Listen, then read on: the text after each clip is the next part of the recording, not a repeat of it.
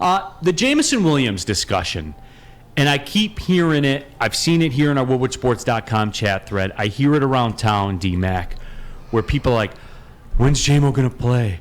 I want to see Jamo play. You know what? I do not care when he takes the field. I don't. Shouldn't. I'm not falling for the forbidden fruit. None of that stuff. When Jameson Williams and the Detroit Lions medical staff say that he's ready to go, that's when he's ready to go. Period. Yeah, doesn't it seem like, even the longer that you wait, then it's more that you're sure structurally and everything's in place. Wouldn't you rather wait than even rush him out when he's not ready? Because you want to see that speed on display. You want to see that difference maker. You want to see why Brad Holmes moved up 12 spots to get this guy.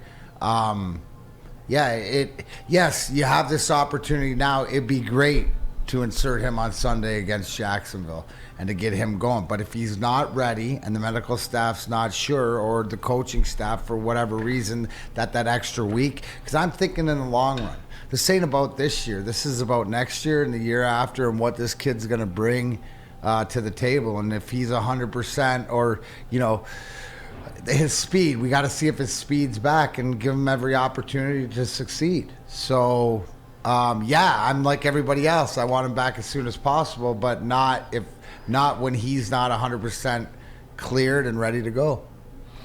Woodwardsports.com chat thread. Tammy Chin says, I heard Jamo is back next week. And look, again, it does not matter to me at all. It's just, I hear people are kind of like campaigning for this to happen, like almost like they're aggravated if he doesn't play and stuff like that. The second he was guys, we waited this long, like what's another couple weeks? Or, dare I say, if he doesn't take the field at all, like it doesn't matter to me, D-Mac. No, it shouldn't, and it shouldn't, because you've waited this long. It's almost like the frustration. I'm not frustrated with James Williams. I'm more frustrated with like the Josh Pascal, the in and out of the lineup and stuff like this, because you see even in him that there's something there. So now you want him to get healthy. All these young guys are coming in, starting to make an impact, making plays. You look at Spenny's guy last game and Rodrigo getting his hand on the tip, probably, solidifying. So no matter who it is, it's the health, and especially of these young guys, because they're going to be the guys to be looked to. Who's making the plays for these teams when they get in there? It's the young guys, right? So that's going to be consistent. That's what you want. So health is number one, especially right now. And I know we're in the hunt and the graphic and stuff like this, but it's more important that when he does play, he doesn't never not play, right? Once he's in, he's in. Right. And that's where I am with it too. It is just one of those things. Woodwardsports.com chat, the real cream of wheat. First time I've seen the Lions logo on anything playoff related this late in the season. It has been a minute, man. It's been a while. Yeah. And especially with the way this season's gone, because it could be, we agree it could be better. Obviously with a few things, but to me that gives hope that we're eventually getting there. It's sometimes along the way, and last night with the Red Wings shows you that it's the build, and you're going to have moments like this, and that's what we're going through with this Lions team. But you can't say that it's not different than it was last year, and they don't have NFL players on this roster, because the young guys are proving that.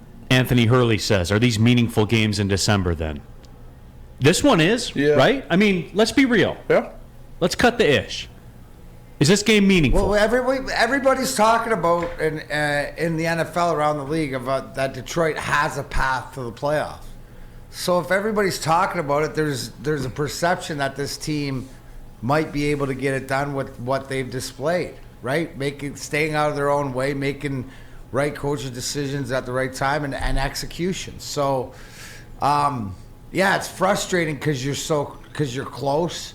But to me, it's different than what it's been in the past. It's the same old Lions, but differently, right? And I really see them working towards something bigger. And with that, I need a healthy Jameson Williams. He's already missed 4 months. What's him missing another week? Yeah, absolutely. KFM, Woodwardsports.com chat thread. New York Giants opponents remaining are 30, 13, and 1.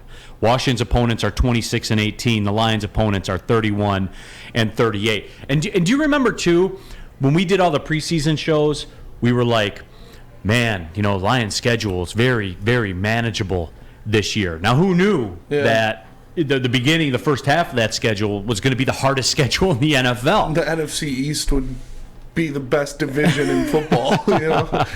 Yeah. So, I mean, and it is one of those things, too, where, yes, it is meaningful games. And look, you lose this weekend against Jacksonville, it's a wrap. Yes. Yep.